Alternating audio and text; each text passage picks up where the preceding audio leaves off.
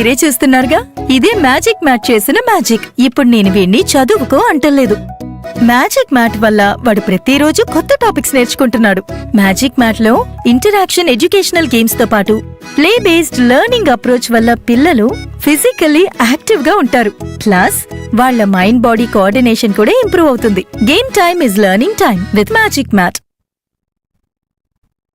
మీరు ఆఫీస్లో బిజీగా ఉన్నారా, లేక ఫ్యామిలీతో ఊరెళ్తున్నారా, కనీసం చూసేందుకు టీవీ కూడా లేదే అనుకుంటున్నారా, లేటెస్ట్ అప్డేట్స్ మిస్ అవుతామని ఫీల్ అవుతున్నారా? డోంట్ వరీ, మీరు ఎక్కడ ఉన్నా అక్కడ నుంచే న్యూస్ అప్డేట్స్ తెలుసుకోవచ్చు. A1 flash news Telugu app, only news 24/7 on. A1 flash news Telugu short news mobile app.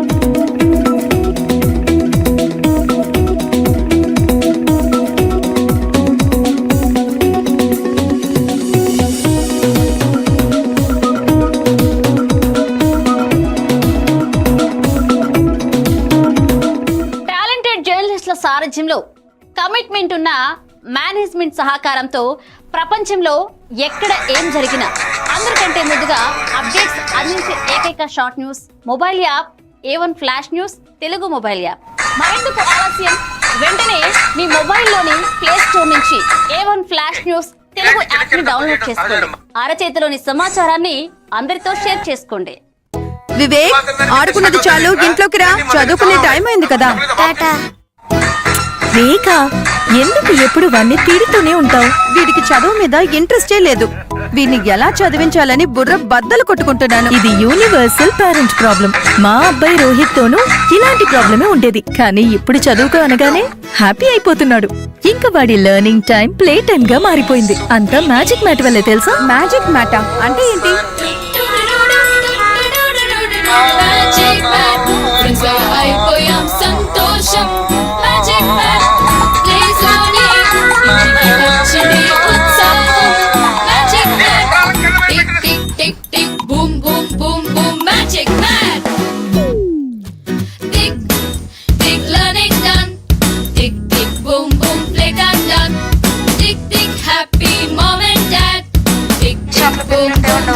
Learning is fun with Magic Mat. Your attention please. A1 flash news Telugu app. మీరే guest reporter అయ్యే chance. మీ వీధిలో జరిగే incidents, మీ ఊరిలో మీ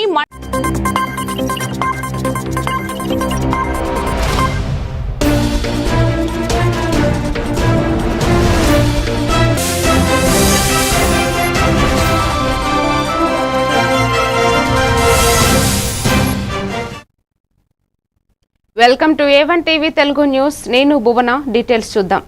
ఈ నెల 20వ తేదీన సాయంత్రం 5 గంటలకు నిర్వహించనున్న బీఆర్ఎస్ భారీ బహిరంగ సభ ఏర్పాట్లు జోరుగా కొనసాగుతున్నాయి. ఈ సభకు సుమారు 1,00,000 మంది హాజరవుతున్నారని అంచనా వేస్తూ అందుకు అనుగుణంగా పార్టీ నాయకులు విస్తృతంగా ఏర్పాటు చేస్తున్నారు. సభకు అనువైన ప్రదేశాల ఎంపిక కోసం జిల్లా అధ్యక్షుడు విద్యాసాగర్ రావు, మాజీ మంత్రి Koppula Eshwar, MLC L Ramana, Korutla MLA doctor Sanjay, మాజీ మంత్రి జీవన్ రెడ్డి, మాజీ జెడ్పీ చైర్పర్సన్ వసంత తదితరులు కలిసి డిగ్రీ కళాశాల, ఓల్డ్ బస్టాండ్ సమీపంలోని కాలేజీ గ్రౌండ్, మోతే రోడ్డు ప్రాంతంలోని స్థలాలను పరిశీలించారు. ఈ బహిరంగ సభకు అత్యంత ప్రాధాన్యత ఏర్పడటానికి ప్రధాన కారణం బీఆర్ఎస్ అధినేత కేసీఆర్ సమక్షంలో మాజీ కాంగ్రెస్ నేత జీవన్ రెడ్డి అధికారికంగా పార్టీలో చేరనుండటమే. ఈ సందర్భంగా జీవన్ రెడ్డి మాట్లాడుతూ తెలంగాణ గడ్డపై కేసీఆర్తో కలిసి పనిచేసే అవకాశం రావడం తన అదృష్టమని పేర్కొన్నారు.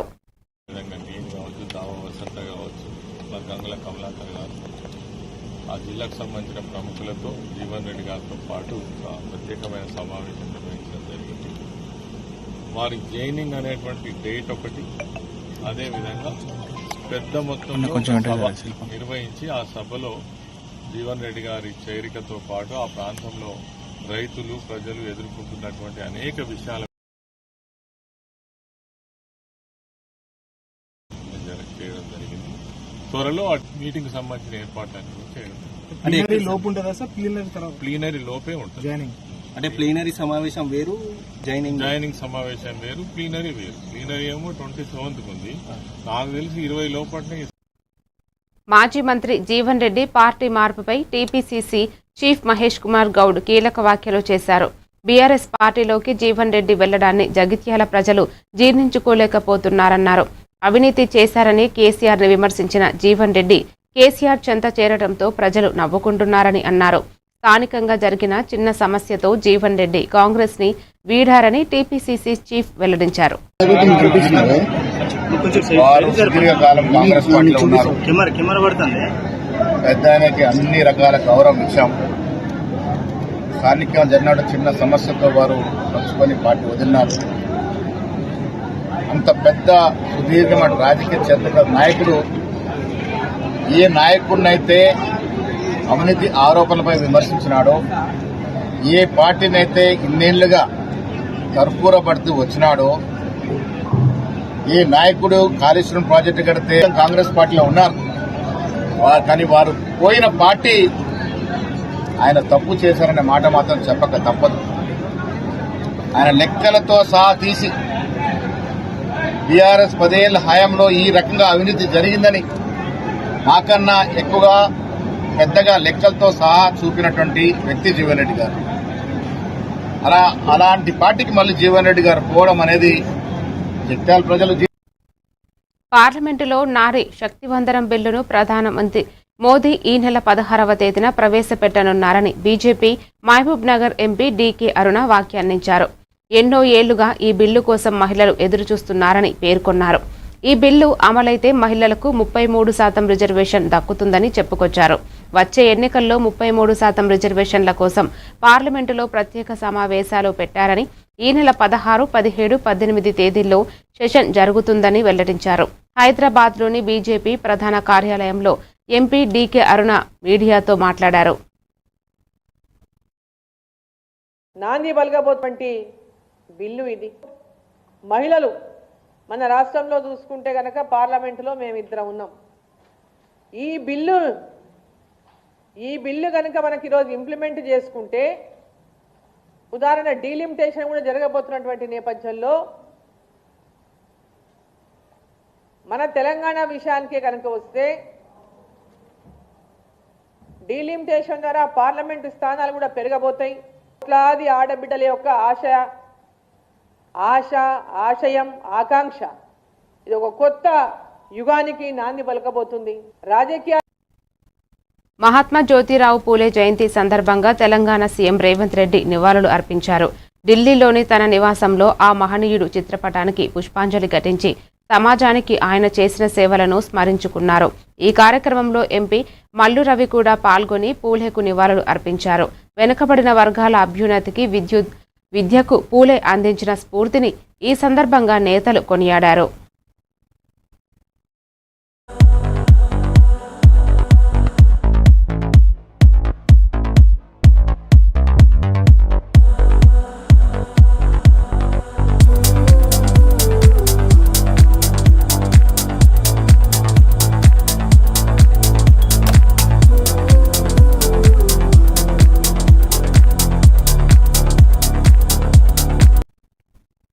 రంగారెడ్డి జిల్లా ఇబ్రహీంపట్నంలో గెలిచింది గులాబీ జెండా కాదు, ప్రజాస్వామ్యం అని బీఆర్ఎస్ వర్కింగ్ ప్రెసిడెంట్ కేటీఆర్ అన్నారు.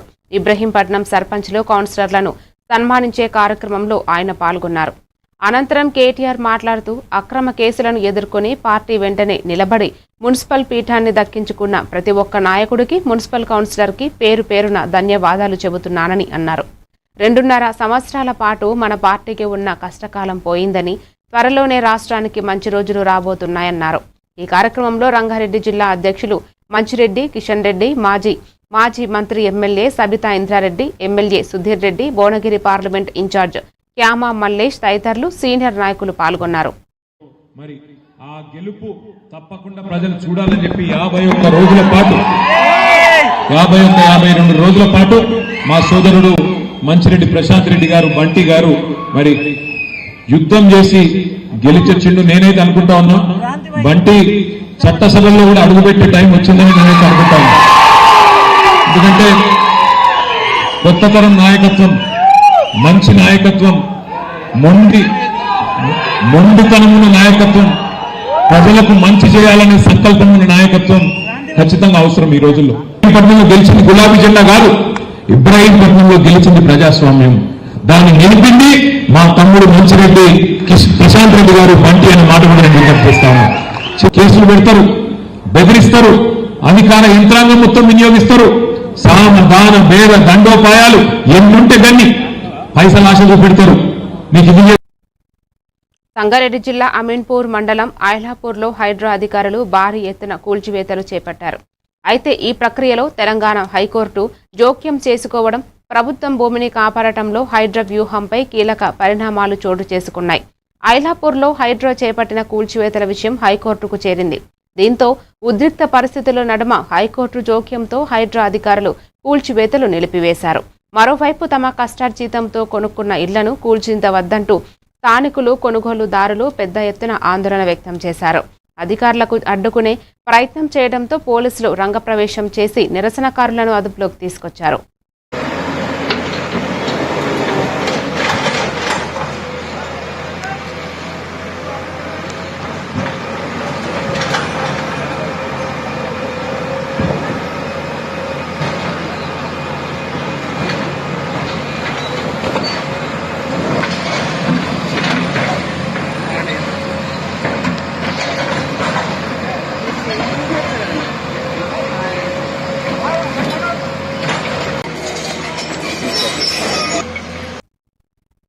ప్రధాని నాయకత్వంలో కేంద్ర ప్రభుత్వం దేశంలోనే దివ్యాంగుల ప్రయోజనాల కోసం వివిధ సంక్షేమ పథకాలను అమలు చేసిందని కేంద్ర మంత్రి కిషన్ రెడ్డి అన్నారు. సికింద్రాబాద్ నియోజకవర్గం లాలాపేట్లో ఏర్పాటు చేసిన సామాజిక అధికారిత శిబిరంలో కిషన్ రెడ్డి ముఖ్య అతిథిగా పాల్గొన్నారు. కేంద్ర ప్రభుత్వం అమలు చేస్తున్న ఏడీఐపీ పథకం కింద దివ్యాంగులకు 3 చక్రాల సైకిళ్లు, వినికిడి యంత్రాలు, కృత్రిమ అవయవాలను అందించారు. ఈ సందర్భంగా కిషన్ రెడ్డి మాట్లాడుతూ దివ్యాంగులు మానవ వనరులతో అంతర్భాగమని అన్నారు. దివ్యాంగుల సాధికారతకు వివిధ సంక్షేమ పథకాలను కేంద్ర ప్రభుత్వం అమలు చేసిందని ఆయన తెలిపారు.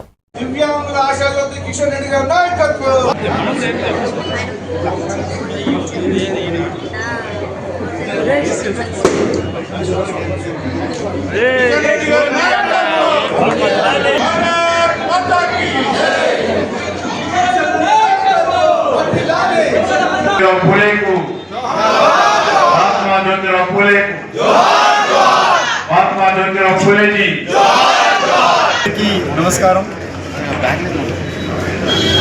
ఈరోజు మహాత్మా జ్యోతిరావు పూలే 200వ జయంతి ఉత్సవాలను భారతీయ జనతా పార్టీ ద్వారా, కేంద్ర ప్రభుత్వం ద్వారా నిర్వహిస్తూ ఉన్నాము.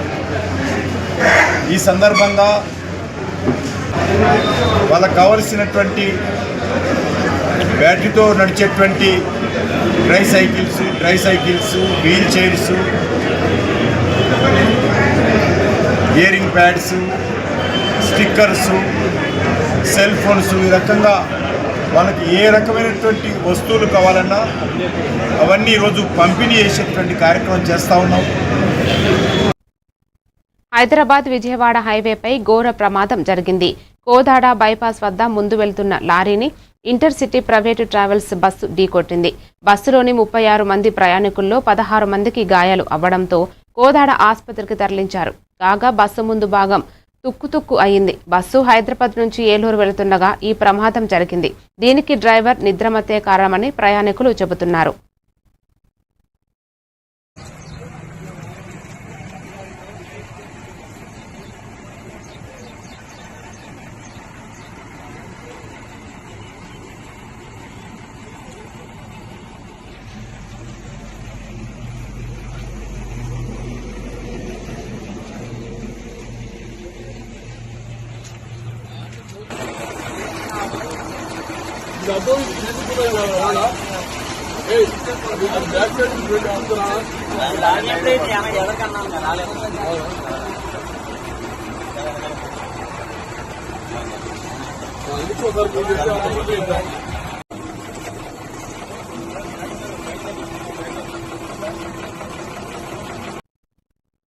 హైదరాబాద్లోని మంగళహాట్ పరిధిలో పోలీసులు తెల్లవారుజామున కార్డన్ సెర్చ్ నిర్వహించారు.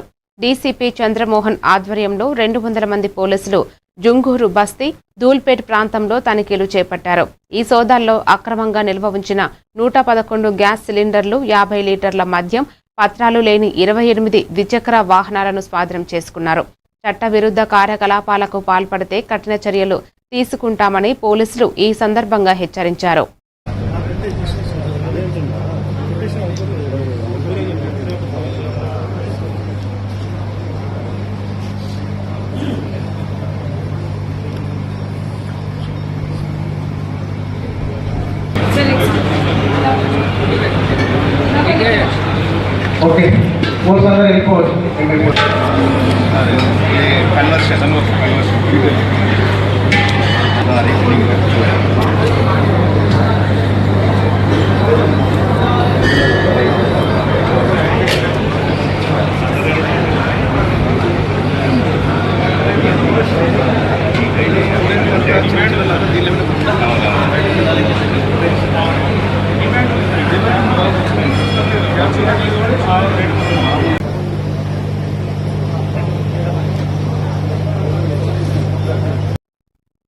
విశాఖ జిల్లా గాజువాక ఆటోనగర్లో ఓ మినీ బస్సులో మంటలు చెలరేగాయి.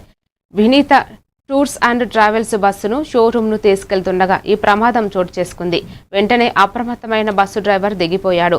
మంటల్లో బస్సు పూర్తిగా దగ్ధమైంది. ఘటనా స్థలానికి చేరుకున్న అగ్నిమాపక సిబ్బంది మంటలను అదుపు చేశారు.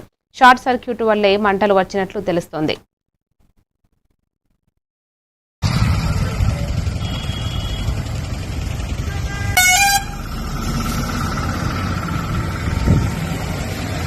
అగ్నికి ఆహుతవుతున్న ప్రైవేట్ బస్.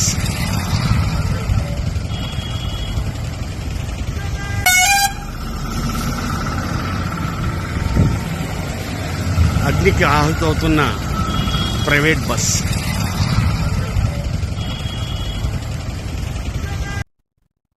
ప్రముఖ నటి సారా అర్జున్ ఉజ్జయినిలోని శ్రీ మహాకాళేశ్వర ఆలయాన్ని సందర్శించారు.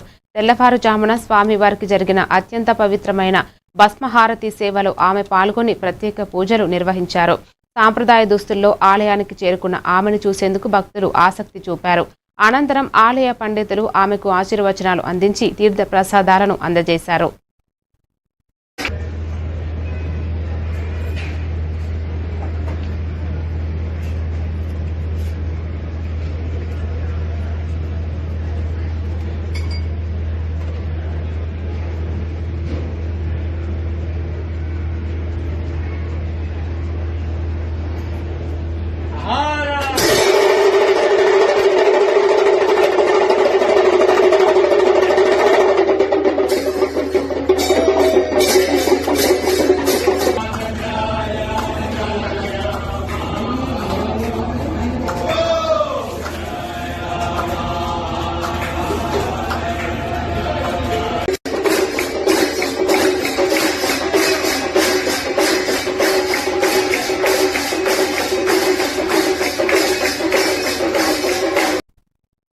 ఉత్తరప్రదేశ్లో దుండగులు మరోసారి బరితెగించారు. మీర్జాపూర్ జిల్లాలో మార్నింగ్ వాక్కు వెళ్లిన ఓ సీనియర్ న్యాయవాదిని గుర్తు తెలియని వ్యక్తులు కాల్చి చంపారు. ఈ ఘటన స్థానికంగా తీవ్ర కలకలం రేపింది. కత్రా కొత్పాలి పోలీస్ స్టేషన్ పరిధికి చెందిన సీనియర్ న్యాయవాది రాజీవ్ సింగ్ రోజులాగానే ఉదయం మార్నింగ్ వాక్కు వెళ్లారు. ఆయన నడుచుకుంటూ వెళ్తుండగా బైక్పై వచ్చిన ఇద్దరు దుండగులు ఆయనపై కాల్పులు జరిపారు. తప్పించుకునేందుకు రాజీవ్ సింగ్ కొంత దూరం పరిగెత్తినప్పటికీ దుండగులు వదలకుండా వెంటాడి పాయింట్ బ్లాక్ రేంజ్లో బుల్లెట్ వర్షం కురిపించారు. తీవ్ర రక్తస్రావ్యంతో ఆయన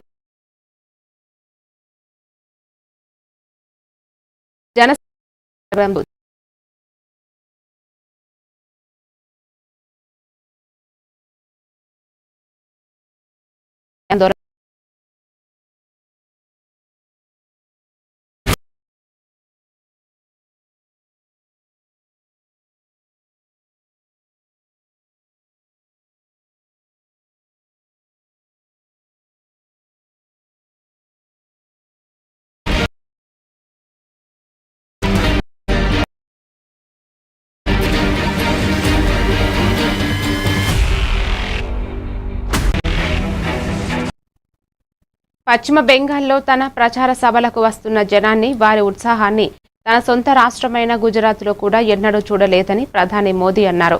తూర్పు బర్ధ్మాన్ జిల్లాలో జరిగిన ఎన్నికల ప్రచారం సభలో ఆయన మాట్లాడారు. ఈ సందర్భంగా తృణమూల్ కాంగ్రెస్ పై మోదీ తీవ్ర విమర్శలు చేశారు.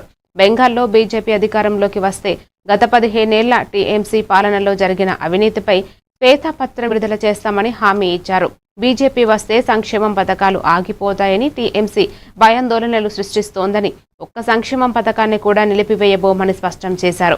కేవలం తృణమూల్ నేతల అవినీతి దోపిడీ దుకాణాలను మాత్రమే మూసివేస్తామని అన్నారు. बंगाल बीजेपी ने किसानों के लिए अनेक बड़ी घोषणाएं की है. बंगाल के किसानों को डबल इंजन का डबल बेनिफिट मिलेगा. बंगाल के किसानों को पीएम किसान सम्मान निधि 9,000 रुपया मिलेगी. 6,000 केंद्र के और 3,000 बंगाल की बीजेपी सरकार देगी. आलू से जुड़े चिप्स और अन्य कृषि उद्योग को प्रोत्साहन दिया जाएगा. बंगाल में धान किसानों को 31 रुपये एमएसपी देने की घोषणा भी की गई है. साथियों, बंगाल में जूट की खेती और जूट उद्योग के गौरव को फिर से स्थापित किया जाएगा. इसके लिए बंगाल बीजेपी ने जूट किसानों और जूट मिलों के लिए मदद की घोषणा की है.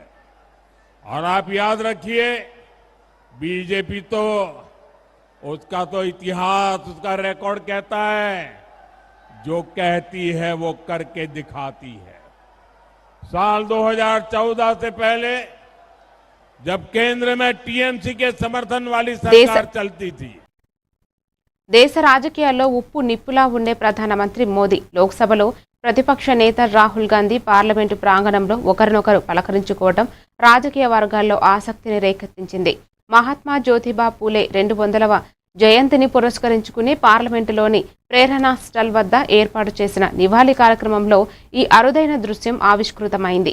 ద్రౌపది ముర్ము, ఉపరాష్ట్రపతి సిపి రాధాకృష్ణ పూలే విగ్రహానికి పూలమాలలు వేసి నివాళులు అర్పించారు. అనంతరం ప్రధాని మోదీ, స్పీకర్ ఓం బిర్లా, రాహుల్ గాంధీ చిత్రపటానికి పూలమాలలు వేసి శ్రద్ధాంజలి ఘటించారు. 5 రాష్ట్రాల ఎన్నికల నేపథ్యంలో బీజేపీ, కాంగ్రెస్ పార్టీల మధ్య తీవ్రస్థాయిలో రాజకీయ వాగ్వాదం నడుస్తున్న తరుణంలో పార్లమెంటు సాక్షిగా ఇద్దరు అగ్రనేతలు ఇలా సౌహార్దపూర్వకంగా వాతావరణంలో మాట్లాడుకోవడం విశేషం.